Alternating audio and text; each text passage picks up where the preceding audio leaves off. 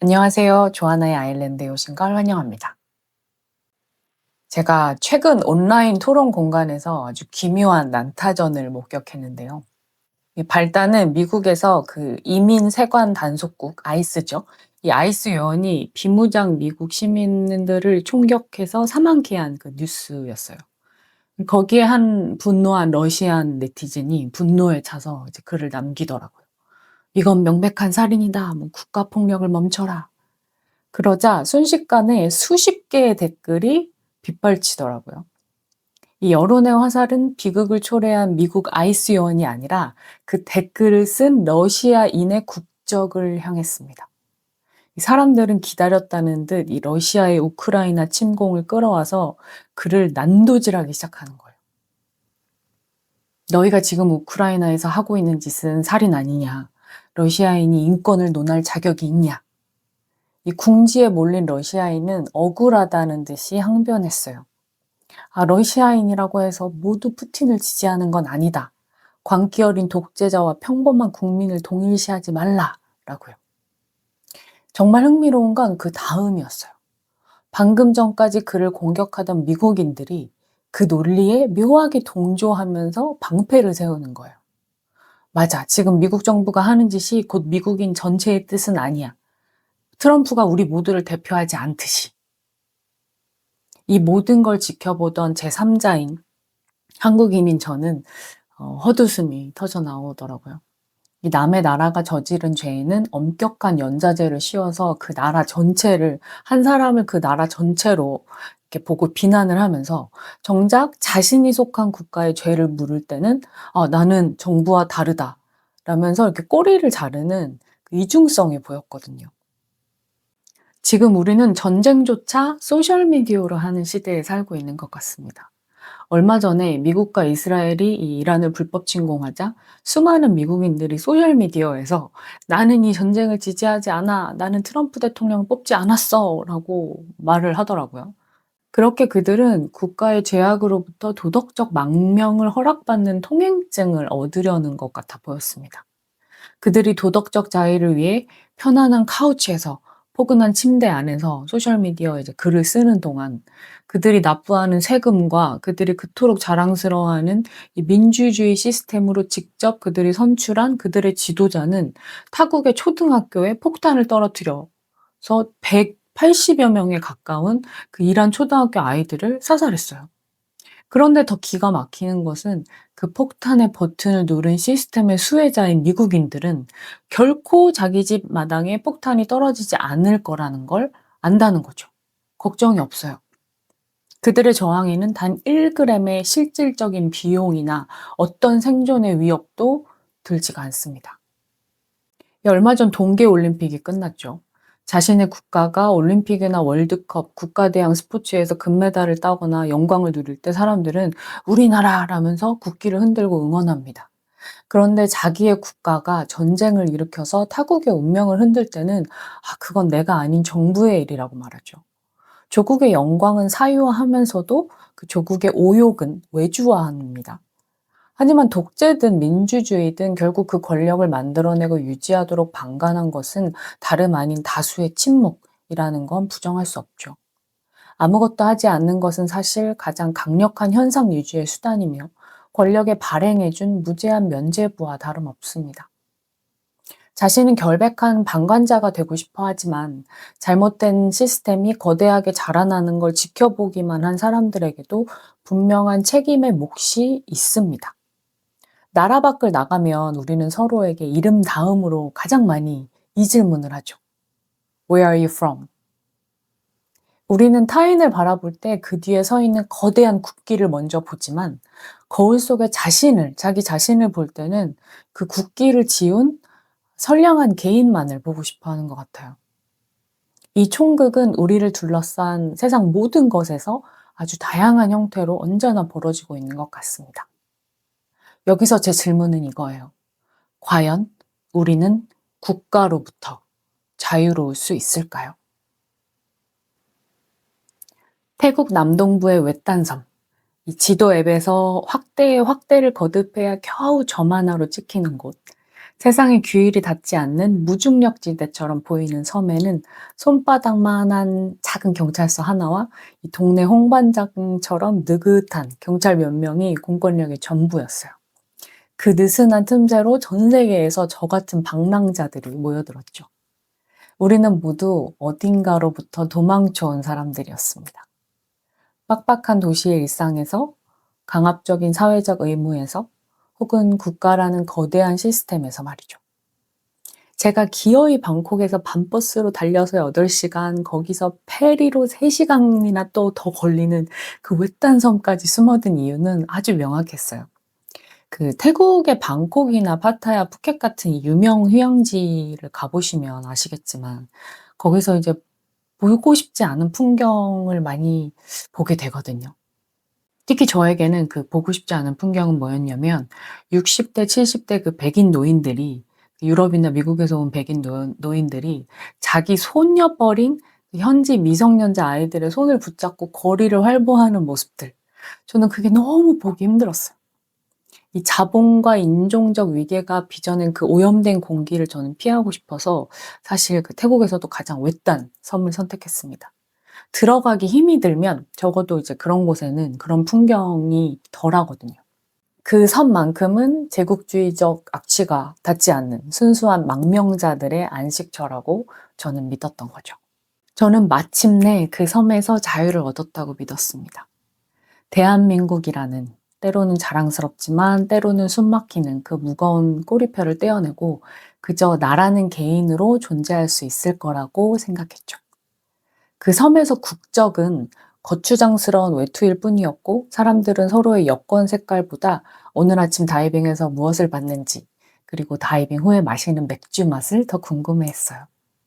우리는 국가라는 거대한 기계의 부품이기를 거부하고 스스로를 아일랜더라는 명칭으로 재정의하면서 그 무국적자의 해방감을 만끽했습니다. 제가 거기서 거의 한 10년 가까이 지냈는데요. 그때 2022년? 그때 온 세상이 이제 러시아, 우크라이나 이 전쟁 소식으로 이 러시아가 우크라이나를 침공했다는 뉴스로 전 세계가 시끌시끌할 때도 제가 살던 섬은 비현실적으로 평온했어요. 대륙에서는 미사일이 날아다니고 누군가는 집을 잃고 또 누군가는 사랑하는 이를 잃고 울부짖고 있었겠지만 그 모든 비극은 스마트폰 액정 안에 그 작은 픽셀 속에 갇힌 다른 세상의 일처럼 보였죠. 이 트로피컬 파라다이스 섬에서 우리는 너무나 쉽게 타인의 지옥을 잊었고 매일같이 바닷속으로 뛰어드는 우리 같은 다이버들에게 중요한 건 오늘의 바람과 조류 그리고 바닷속 시야뿐이었습니다. 그런데 그것 역시 우리 각자의 나라, 국가로부터 보장된 시스템 안에서 가능했던 방랑자들의 사치였어요. 그걸 그때 저는 잘 몰랐어요. 그 믿음이 절정에 달했던 건 그 섬에서 세르게이와 라나의 결혼식이 있던 날이었습니다. 러시아의 신랑과 우크라이나인 신부. 고국에서는 서로에게 총뿌리를 겨누는 적국의 신랑 신부였지만 이 작은 외딴 섬 야자수 아래선 그들은 그저 사랑에 빠진 평범한 두 남녀일 뿐이었죠.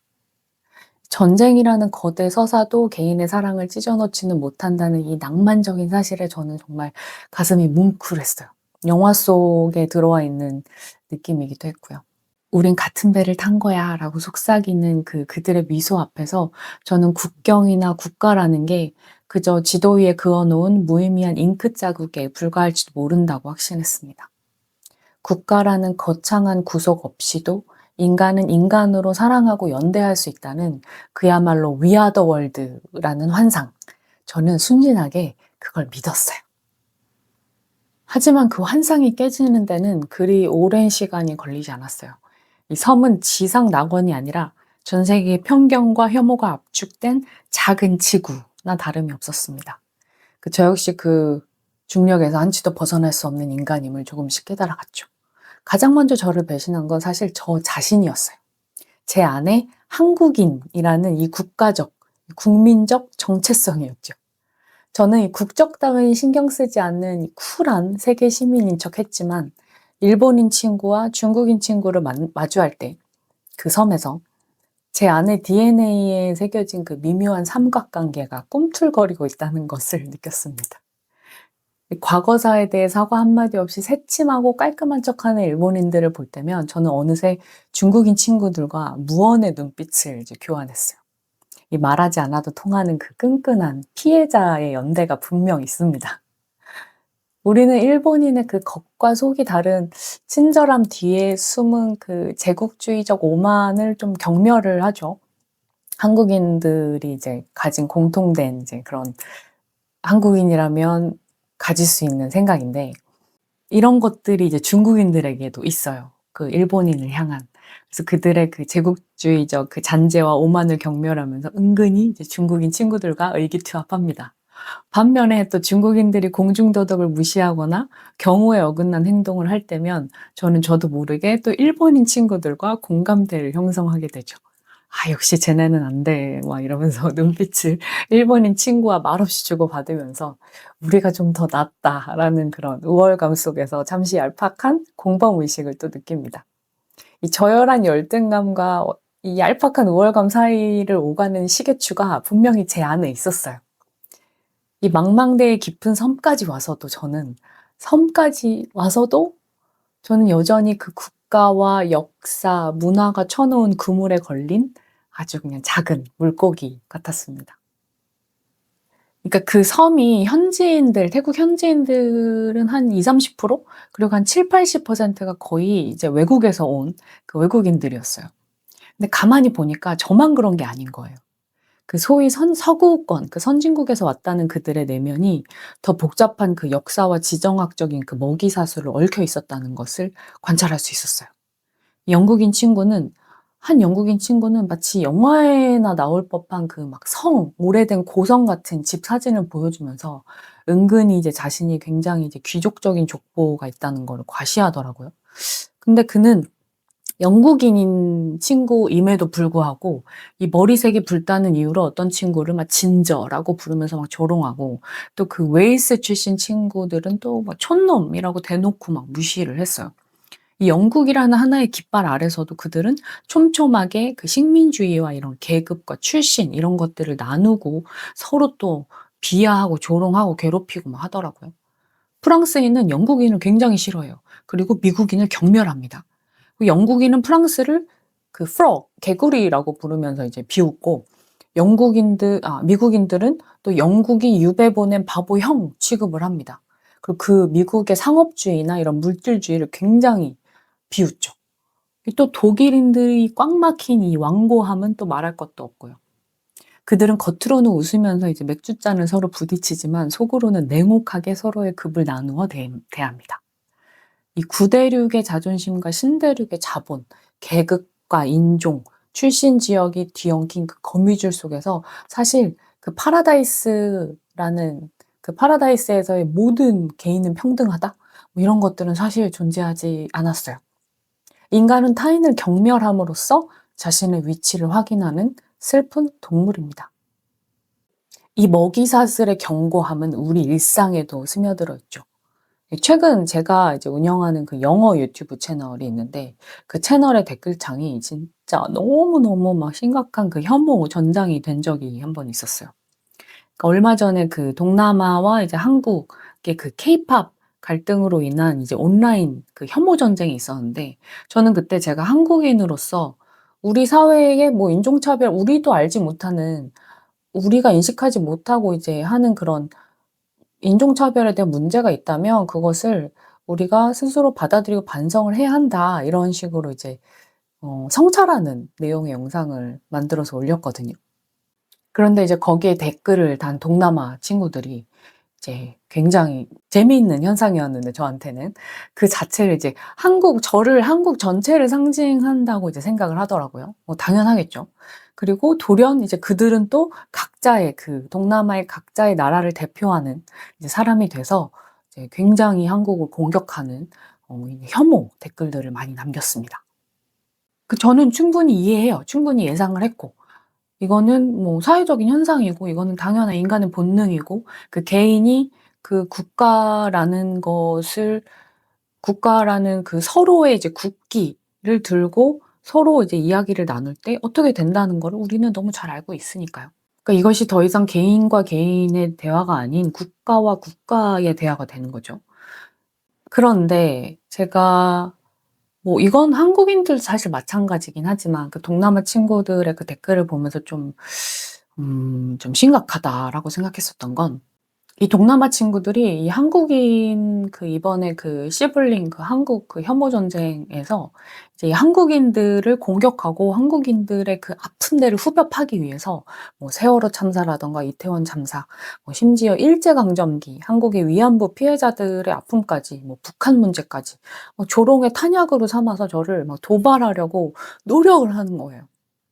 상상이 가세요? 이 상대에게 의도적으로 상처를 입히려고 그 나라의 고통이 배인 그 역사까지 찾아서 공부할 정도로 그 혐오에 그토록 열정적으로 시간과 에너지를 들인다는 건 말이죠. 우리는 정말 국가로부터 자유로워질 수 있을까요? 하지만 저를 공격하는 이들은 정작 자국에서 벌어지는 그 동남아 국가들에서 벌어지는 백인들의 식민주의나 뭐 제국주의, 뭐 오만함, 그 백인들의 착취에 대해서는 절대 이야기하지 않습니다.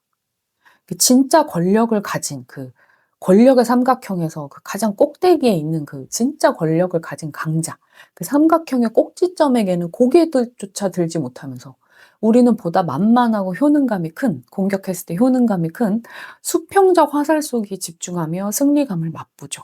이거는 동남아 친구들도 마찬가지고 한국인들도 마찬가지예요. 그 비겁한 혐오의 대물림 속에서 저는 제2차 세계대전 당시 인류를 파멸로 몰고 갔던 그런 끔찍한 그 사회적 메커니즘 같은 것이 '역시 지금도 작용하는구나.' 이런 생각을 했어요. 이 국가라는 이름 뒤에 숨어서 타인의 고통에 대한 공감 능력을 완전히 거세하고 상대방을 오직 파괴해야 할 표적으로만 정의하는 그 잔인한 집단주의, 국가주의 말이죠. 80년 전 광기에 휩싸인 군중이 유대인을 비인간화하고 이웃을 학살했던 그 심리적 배경이 지금 소셜 미디어의 그 글로벌, 그 국경이 없는 소셜 미디어의 그 온라인 댓글창에서 디지털 버전으로 재현되고 있는 건 아닐까 하는 생각을 해봤습니다. 그리고 그 권력의 삼각형, 그 먹이사슬의 꼭지점이 절대 될 수 없는 아시아 여성인 제가 그 섬에 있었습니다. 그들의 눈에 저는 동료 다이빙 강사가 아니었어요.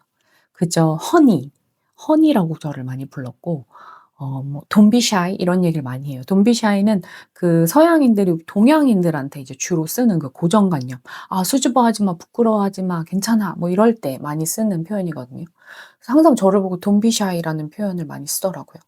온순하고 순종적인 오리엔탈 인형처럼 저를 취급하는 거죠. 한 번은 하도 그 서양 친구들이 친한 친구들이지만 저를 툭하면 뭐 베이비, 허니, 뭐 스위티 뭐 이렇게 불러서 제가 한 번은 그랬어요. "Don't call me baby ever." "나한테 베이비라고 부르지 마. 난 네 베이비가 아니야." 이렇게 얘기한 적도 있었고, 한 번은 너무 그 서양 친구들이 저한테 "Don't be shy, don't be shy. You can do it, you can do it." 막 이런 식으로 얘기를 해서 제가 한 번은 진짜 정색하면서 "나는 겸손한 거지 수줍은 게 아니야." 라고 가르쳐 줘야 한 적도 있었어요. 그들은 그 아시아의 그 문화를 모르니까요. 알려고도 하지 않고. 사실 그들이 쓰는 그 친근함의 탈을 쓰는 그 평소에 그 아무렇지 않게 쓰는 그 용어나 그런 표현들이 사실 그 인종차별도 있고 자신들도 심지어 인지하지 못하는, 또 듣는 사람도 인지하지 못하고 너무 자연스럽게 받아들이는, 그리고 그건 사실 그 저를 동등한 동료의 관계로 본다는 뜻이 아니었거든요. 우리 역시 그 서유럽 그 선진국 국가들에 대한 그 고정관념이 있죠. 아니면 편견도 있고요. 근데 좋은 점이라고 생각하는 것들도 굉장히 많죠. 그 우리는 서유럽 국가들이 뭐 성차별이나 인종차별, 혐오 발언에 대해서 굉장히 규제나 처벌이 심하고 강하고 또 민감도가 높고 예민하다고 알고 있습니다. 각자의 본국에서는 뭐 젠틀맨, 페미니스트인 척하면서 이 세련된 시민 의식을 뽐내던 그 북유럽과 서유럽의 남자들이 태국의 작고 외딴 섬에서 자신들의 나라에서 하던 것처럼 하겠어요? 이 엄격한 자신들의 나라의 그 법률과 자신을 감시하는 그런 사회적 감시, 그런 잣대, 높은 잣대, 뭐 사회적 그 압박들이 이 작고 외딴 그 타국의 열대섬에서는 없는 거예요. 그러니까 그들은 그런 것들을 모두 훌훌 벗어 던지고 본성에 충실하게 되죠. 어떤 이들에게 그 섬은 지켜야 할 삶의 터전이 아니라 윤리와 도덕을 잠시 꺼두어도 되는 거대한 유흥업소 같은 거나 뭐 법 밖의 해방구가 되기도 하니까요. 그들이 누리는 자유란 결국 타인의 인격을 짓밟으면서 느끼는 권력의 배설에 불과했습니다. 그런 사람들이 상당히 많았어요. 하지만 진짜 전쟁은 제가 그들의 판타지를 배반했을 때부터 시작되었습니다. 제가 그들보다 더 열심히 공부하고 실력을 쌓고 더 높은 레벨의 강사가 되어 유능함을 증명을 하기 시작하자 그들의 눈빛은 그냥 귀여운 작은 동양인 여자애 이렇게 보는 그 욕망에서 공포와 질투로 바뀐다는 거를 전 느꼈어요. 그들의 머릿속 데이터베이스에는 이 백인 남성인 나보다 뛰어난 동양인 여자라는 카테고리는 존재하지 않았던 거죠.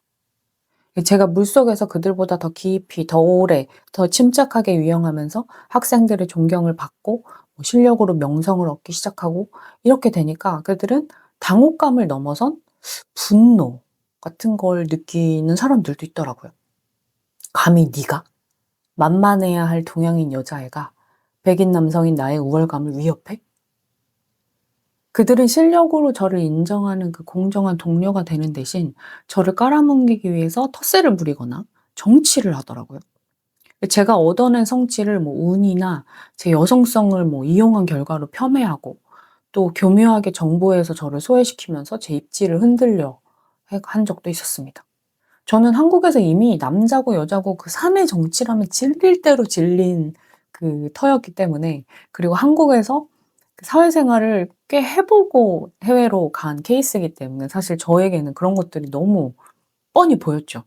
그건 강자가 약자에게 휘두르는 당당한 폭력도 아니었어요. 굉장히 찌질한 건데 그저 자신의 그 얄팍한 자존심을 지키기 위해서 발버둥 치는 그 비겁한 자들의 그 찌질한 열등감이라는 거를 저는 당연히 알고 있었죠. 그러니까 더 우습고요. 귀엽고요. 별로 신경 쓰지 않아도 되지만 분명히 이런 사회적 현상들은 저는 항상 이 사회에서 인간관계에서 이 세상에서 일어나는 일을 굉장히 호기심 있게 관찰하고 글을 쓰고 이런 걸 좋아하는 사람이기 때문에 저에게는 그런 것들이 굉장히 선명하게 다가왔어요. 그래서 저는 그 섬에서 바닷속에서 저를 집어삼키려는 그 거센 조류와 싸우면서도 물 밖에서는 또 그들의 썩어빠진 선민의식과 싸워야 했습니다. 이 스쿠버 다이빙 강사에도 레벨이 있어요. 그래서 이제 제가 레벨을 이제 점점 이렇게 도장 깨기처럼 이렇게 쭉 올라가서 이제 탑까지 올라가는데 그래도 막 더 뭔가 배우고 싶고 더 저를 발전시키고 싶고 더 좋은 다이버가 되고 싶고 더 좋은 다이빙 강사가 되고 싶고 그래서 제가 결정한 게 이제 멕시코로 어떻게 말하면 유학이죠. 이제 스쿠버 다이빙이 이제 레크레이션 영역이 있으면 이제 보다 더 전문적이고 더 이제 테크니컬한 이 테크 다이빙, 더 테크니컬한 보다 더 전문적이고 더 테크니컬한 이 테크 다이빙이라는 영역이 있어요. 그래서 이 테크니컬 다이빙을 배우고 이제 그 동굴, 머리 위가 이제 뚫리지 않고 막혀 있는 이 동굴을 이제 깊은 동굴 속에 들어가서 다이빙을 하는 그런 이제 다이빙, 케이브 다이빙을 하기 위해서 유학을 가야겠다. 그래서 이제 멕시코를 가게 됐습니다. 그러니까 그 작은 섬에서 막 그 고만고만한 사람들끼리 서로 이렇게 잘 지내면 좋은데 이렇게 막 아웅다웅하고 막 서로 질투하고 뭐 이런 인종적인 것도 있고 뭐 이런 것들이 그냥 크게 보면 이 큰 지구, 이 큰 우주로 보면 정말 아무것도 아니잖아요. 그러니까 굉장히 그런 게 우습다는 생각이 들어서 '나는 멕시코로 다이빙 유학을 떠나야 되겠다.' 그래서 이제 멕시코를 잠시 가게 됐어요. 그렇게 다이버로서의 스킬과 지식, 경험을 넓히기 위해서 날아간 지구 반대편, 이 멕시코의 이 툴룸과 플라야 델 카르멘이라는 이제 그 한국 분들도 이제 뭐 신혼여행으로 많이 가시는 그 칸쿤 있는 지역의 그 지역으로 갔는데 거기 이제 수중 동굴이 너무 아름답거든요. 세노테도 많고요. 그곳은 이제 태국의 섬처럼 나른한 휴양지가 아니라 자본과 폭력 그리고 생존이 뒤엉킨 정말 날것의 정글이었습니다. 저는 지구의 깊은 역사가 깃든 그 수중동굴 세노테를 탐험하면서 이 지구의 혈관 속을 들락거리는 그 경이로움과 신비로움에 매료되고 그 테크니컬 그 전문 다이빙 기술을 배우면서 저는 너무 정말 좋았지만 또 물 밖으로 나와서 마주하는 현실은 사실 비극 그 자체였어요. 그곳은 그 과거의 스페인 식민지의 농장 그 하시엔다의 서글픈 흔적들이 많고요. 또 현대 미국의 거대 자본주의가 기형적으로 섞여 있는 땅이에요. 그 식민 지배의 상흔이 채 아물기도 전에 밀고 들어온 그 미국의 달러가 멕시코의 대지를 또 다른 방식의 그 착취, 농장으로 개조하는 거죠. 코로나 그때 팬데믹이 터졌는데 제가 멕시코에 있을 때.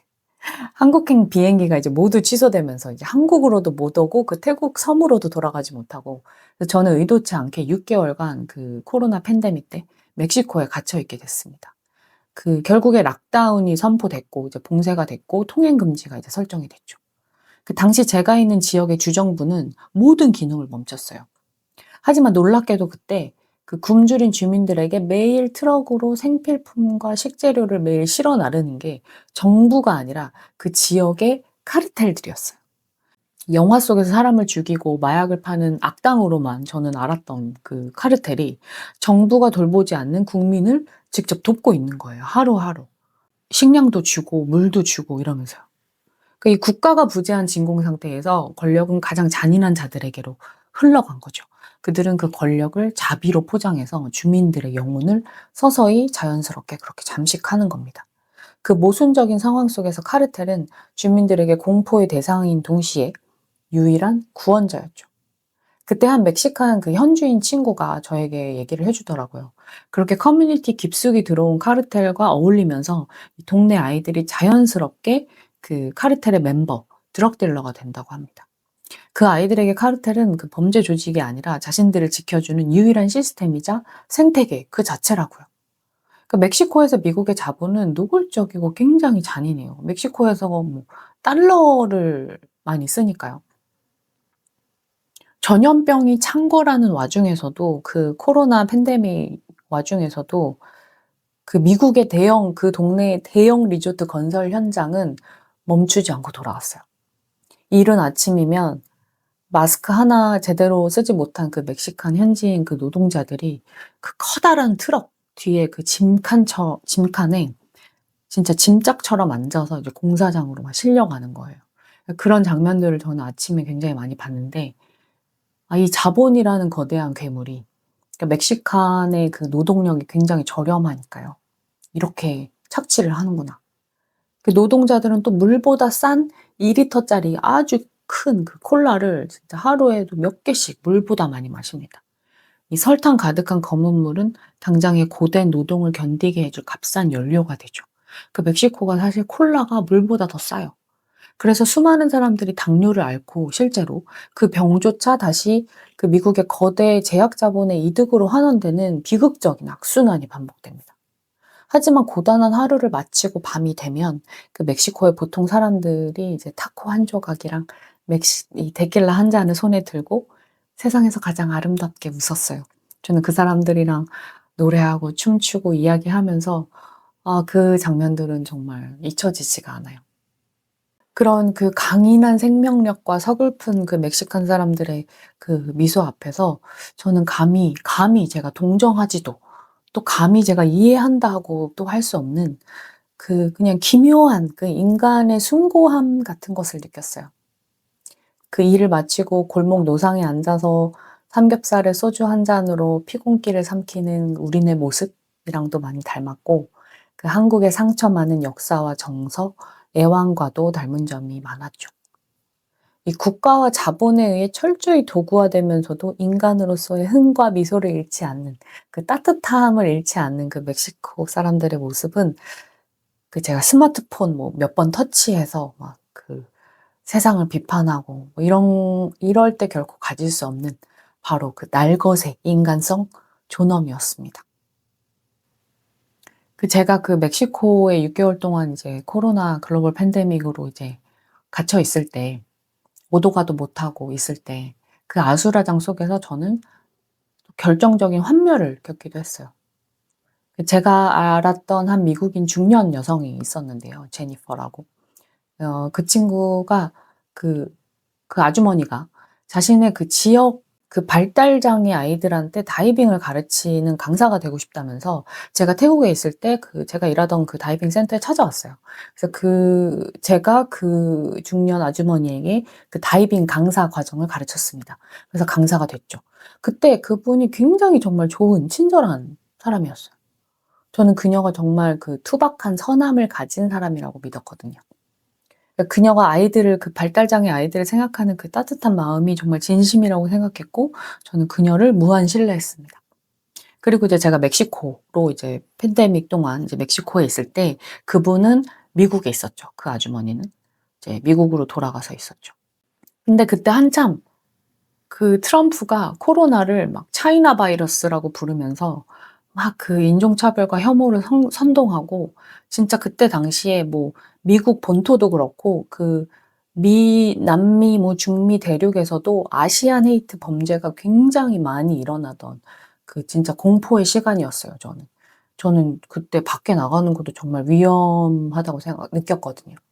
그때 제가 막 절망에 차서 그때 페이스북에 막 트럼프가 미국 대통령이 이렇게 한마디 하면은 이게 세계에 미치는 영향이 정말 크다. 정말 좀 말을 좀 신중하게 해 줬으면 좋겠다. 아시안으로서 정말 나도 그 위험을 느낀다. 이렇게 비판하는 그 글을 썼어요. 그랬더니 제 페이스북 게시글을 보고 그 아주머니가 이제 돌변을 하더라고요. 그러니까 그 아주머니가 저에게 평소에 보여준 그 개인적인 선함은 이 국가라는 거대 종교 앞에서는 사실 아무런 힘이 없는 듯 보였습니다. 감히 우리 대통령을 욕해? 트럼프가 틀린 말 했어? 그 아주머니가 이제 페이스북을 통해서 저한테 진짜 입에 담지 못할 욕설을 퍼부으면서 트럼프를 두둔하더라고요. 장애 아동을 사랑한다는 그 부유한 미국 아주머니의 그 따뜻한 마음은 그 소박한 그 정 같은 건 온데간데 없고, 광기에 찬 마가 신도가 갑자기 되어 있는 거예요. 그녀에게 저는 더 이상 이제 선생도 아니고 스승도 아니고 강사도 아니고 친구도 아닌 거죠. 그저 그 위대한 미국의 영광에 감히 흠집을 내는 건방진 동양인일 뿐이 된 겁니다. 이 국가의 성취를 자신의 자존감으로 사유화한 그 마가인 그 아주머니에게 대통령 트럼프에 대한 비판은 곧 자신에 대한 인격 모독과 같은 거죠. 개인의 양심이나 인간애보다 이념의 색깔이 훨씬 진했고, 정치적 광기는 수년간 쌓아온 우정이나 신뢰보다 훨씬 강하더라고요. 제가 그때 깨달았습니다.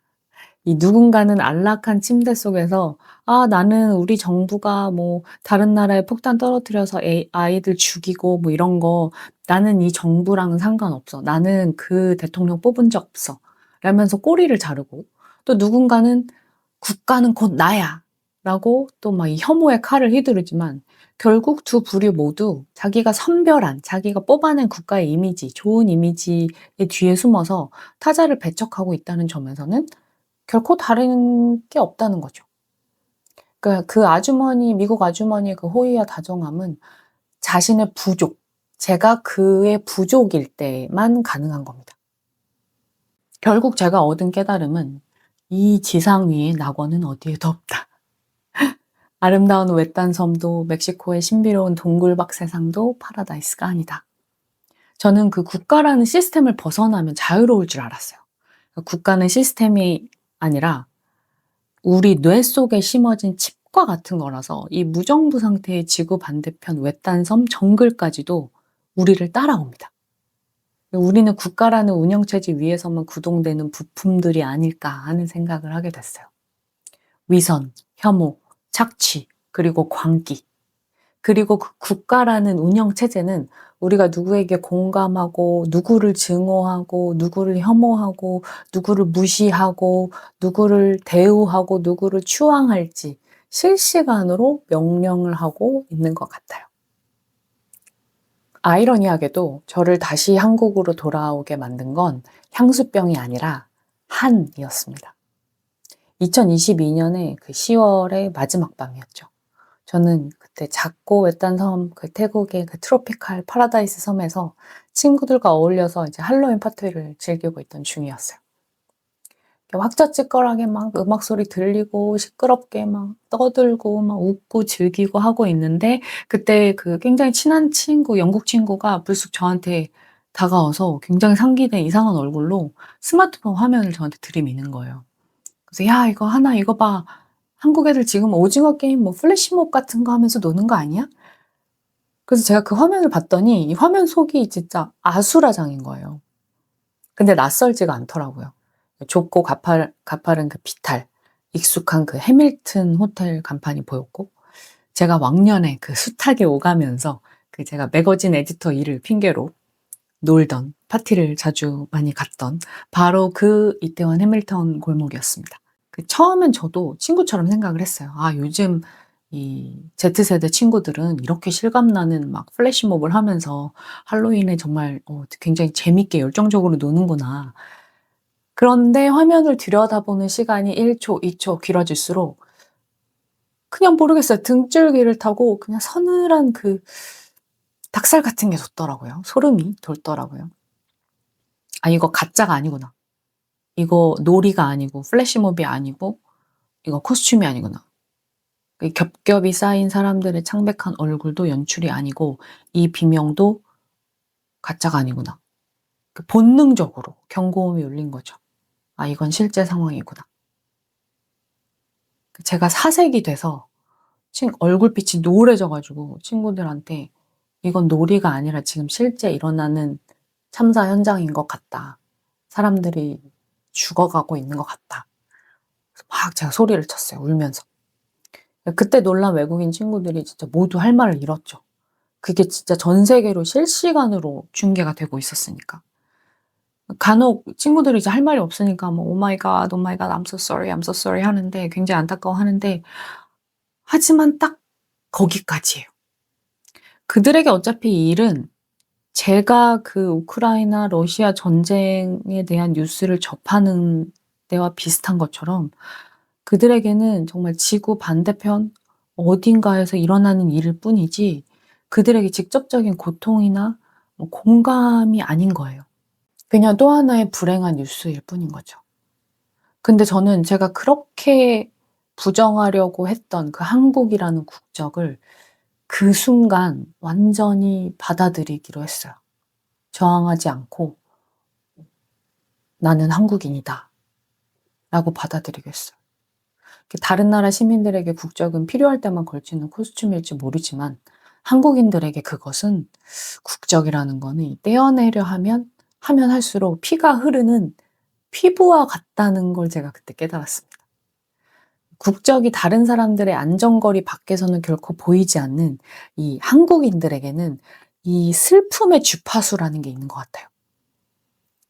제가 '한국을 떠나야겠다. 나는 정말 한국 사회에서 이렇게 살다간 난 정말 우울증에 걸려서 정말 위험할 수도 있겠다.'라고 생각하면서 제가 한국 사회를 떠나기로 결심했던 그 여러 가지 이유들 중에 하나가 세월호 참사였거든요. 그리고 제 친한 친구가 그 세월호 참사를 그 현장에서, 팽목항 현장에서 몇 개월 동안 이제 먹고 자면서 이제 취재하는 그 JTBC 기자기도 했고, 저도 그때 역시 이제 잡지에서 일을 했기 때문에 언론사, 뭐 언론인 친구들과 제 주변에 워낙 이제 교류를 많이 하기도 했고, 그래서 이 그때 당시에 한국 사회가 돌아가는 상황들, 그리고 그런 계층화, 양극화, 그리고 점점 사람들이 변해가는 모습들, 이런 것들을 보면서 굉장히 좌절하기도 했고, 근데 이 모든 것들이 조금씩 이제 결처럼 쌓여서 정말 큰 그 계기가 된 게 사실 세월호 참사였어요. 저는 아직도 그 세월호 참사의 세월호가 그 바닷속에 그 집어삼켜지는 그 모습을 실시간으로 TV로 봤다는 그 트라우마가 아직도 있고, 많은 한국인 분들이 그럴 거라 생각하지만, 그리고 그 이후 그 참사가 발생하고 우리 사회가 그 희생자와 그 희생자의 유족들을 어떻게 대했는지, 그리고 그 참사를 조사하고 그런 일들이 다시 발생하지 않게 우리 사회가 무슨 일을 해야 하는가에 대해서 뭐 토론하고 이렇게 발전시켜 나가는 그 과정이 있었어야 하는데, 그 과정에서 제가 본 한국 사회의 모습은, 그때 제가 이제 처음 일베의 그 얼굴을 온라인에서 밖으로 나온, 오프라인에서 일베의 얼굴을 본 게 처음이었으니까요. 그때 이제 세월호 그 참사의 진상을 밝혀달라면서 그 단식 투쟁을 하는 그 희생자들 앞에서 그 일베의 그 10대, 20대 아직도 생생해요. 그 고등학교, 대학교 다니는 친구들이 얼굴을 드러내고 나와서 피자와 치킨을 시켜 먹으면서 폭식 투쟁이라면서, 그때가 아무래도 우리 한국 사회의 뭔가 그런 혐오 문화라는 게 뭔가 놀이처럼 되고, 뭔가 강자의 그 우월함을 증명하는 그 수단이 되고, 그때부터였던 것 같아요. 그래서 저는 굉장히 충격이 컸고, 아, 이 사회가 앞으로는 희망이 없겠구나라는 생각이 너무 많이 들었고, 그래서 저는 굉장히 그때 상처를 많이 받았거든요. 제가 다른 영상에서 이제 우리 한국인들이 가지고 있는 그런 집단적인 트라우마 같은 것에 대해서도 이야기를 했는데, 그래서 그런지 몰라도 이 한국인들이 진짜 공유하는 그 슬픔의 주파수가 있어요. 제가 그 세월호가 가라앉는 모습을 그 속수무책으로 그 실시간으로 지켜보면서 막 발을 동동 굴렀던, 막 그런 끊이지 않는 사회적 참사를 겪으면서 이 집단적인 외상후 스트레스 PTSD를 앓고 있는 이 한국인의 그 무력하고 짓물러버린 마음을 정말 설명할 길이 없죠. 아무리 친한 친구들이라도 이 거대한 슬픔의 주파수를 맞출 수는 없다는 사실이 그 이태원 참사 이후에 이 현실로 다가오더라고요. 그러니까 결국 저는 죽었다 깨어나도 한국인이었습니다. 제가 저지른 잘못이 아님에도 우리 공동체, 한국의 얼룩을 내 것으로 받아들이는 책임감이 있고, 또 내가 잘한 게 아님에도 또 한국이 잘하면, 우리 사회가 잘하면 공동체의 영광을 또 자랑스러워해요. 한국인은 그런 민족인 것 같아요. 이 땅의 고난과 역경을 한 세트로 물려받은 거죠. 고난과 역경을 한 세트로 물려받은 운명 공동체 같은 거죠. 그러니까 평소에는 아무리 막 편나눠서 죽네 사네 뭐 머리끄댕이 잡고 싸우면서 서로를 비난하고 갈등하다가도, 이런 거대한 국가적 비극 앞에서는 놀라운 응집력으로 뭉쳐서 서로의 상처를 보듬는 지독한 연대감 같은 게 있는 민족입니다. 우리가 국권을 빼앗겼던 식민지배의 기억부터 뭐 전쟁과 분단, 그리고 IMF 외환위기까지 우리 민족의 근현대사는 정말 고통의 공유를 통해 벼려진 그 독특한 연대의 역사잖아요. 저는 그때 이방인의 옷을 입고 멀쩡한 척 웃고 떠드는 대신 그 섬에서 나와 같은 아픔의 코드를 가진 사람들 곁으로 한국으로 돌아가야겠다라는 생각을 하기 시작했던 것 같아요. 비록 망가지고 깨진 조각들일지라도 서로의 온기로 그 틈을 메우며 살 수 있는 곳, 내 피부에 난 상처를 제 것처럼 아파해줄 사람들이 있는 그 지긋지긋한 애정의 땅으로 말이죠. 얼마 후에 저는 이제 그 10년에 가까운 그 해외 떠돌이 생활을 정리를 하고 한국행 비행기에 몸을 실었습니다.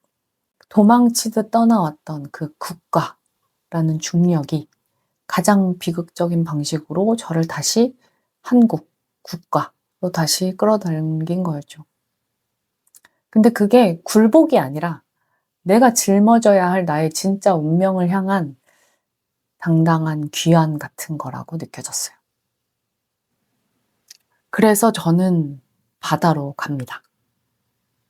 땅 위에서는 기꺼이 상처 입고 책임을 나누는 한국인으로서 살아가지만, 가끔씩 그 무거운 중력에 짓눌려서 숨이 막혀오고, 또 가끔 한국 사회도 또 답답하고 또 서로 스트레스 주고 서로 괴롭히고 그럴 때는 호흡기를 물고 푸른 물속으로 조용히 하강합니다. 수면이 머리 위로 닫히고 시끄러운 세상의 소음이 이 꼬르륵 하는 물방울 소리와 함께 차단되는 바로 그 순간, 비로소 저는 국가로부터, 자본으로부터, 그리고 지긋지긋한 인간의 혐오로부터 완전한 망명을 이룹니다. 바닷속에는 사실 국경이 없어요. 그죠? 바닷속에는 이런 육지에서 우리가 생각하는 그 개념의 국경이라는 게 없습니다. 러시아도, 우크라이나도, 한국도, 일본도 없어요. 한국이 의외로 다이빙 하기가 까다로운 곳이에요. 왜냐면 북한과 나눠져 있잖아요. 물속으로 북한으로 가면 안 되거든요. 그래서 이 다이빙 그 절차 과정이 굉장히 까다롭습니다. 그리고 바닷속에는 정부를 대신하는 카르텔도, 노동자를 착취하는 자본도 없습니다.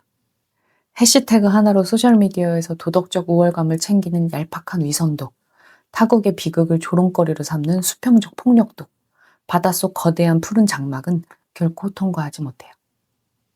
바닷속에는 금발과 흑발과 은발의 구분도, 백인과 황인과 흑인의 차별도, 부자와 빈자의 계급도 무의미합니다. 아무리 돈이 많아도 물속에서 숨을 살 수는 없고, 아무리 권력이 높아도 조류를 거스를 수가 없거든요. 모두가 똑같이 한 통의 공기 200바에 의지해서 생명을 유지하는 나약하지만 절대적으로 평등한 존재일 뿐입니다. 무엇보다 바닷속은 세계에서 가장 힘센 나라의 언어, 영어를 하지 않아도 되는 침묵의 세계입니다. 서로를 상처 입히고 비꼬고 알량한 우월감을 증명하기 위해 나를 세우던 그 현란하고 폭력적인 언어 대신 Are you okay? Breathe. 숨 쉬어. 함께 가자. 이런 생존을 위한 투박한 수신호만이 오가는 곳이죠. 이 물 밖에서는 국적과 피부색을 나눠서 서로를 핥히던 인간들이 물속에서는 타인의 자녀 공기량을 체크하면서 기꺼이 서로의 생명줄이 되어줍니다. 그 절대적인 고요와 의존 속에서 저는 비로소 온전한 나를 만납니다. 누군가의 만만한 허니, 베이비도 아니고 혐오나 조롱의 대상이 아닌 그저 규칙적으로 숨을 쉬고 유영하는 하나의 작은 생명이죠. 땅 위의 인간들이 긋고 지지고 볶는 그 어리석은 선들이 닿지 않는 유일한 성역. 수면 위는 여전히 누군가를 짓밟아야만 내가 증명되는 전쟁터일지라도 수면 아래는 언제나 평화로운 우주입니다. 그래서 저는 지난 수년간 매일같이 무거운 탱크를 메고 하루에도 몇 번씩 물속으로 뛰어들었어요. 땅 위에서 책임감 있는 어른으로 당당하게 버텨내기 위해 역설적으로 저에게는 이름도 국적도 성별도 인종도 없이 가벼워질 수 있는 그 무중력의 공간이 절실했습니다. 그곳만이 제가 허락받은 유일한 망명이자 진짜 자유의 나라이기 때문입니다. 지금까지 조아나의 아일랜드였습니다. 제 이야기에 공감하신다면 좋아요와 구독으로 응원해 주시고 우리는 여기서 다시 만나요. 그때까지 나만의 위도에 꼭 맞는 섬에서 편안히 머무르세요.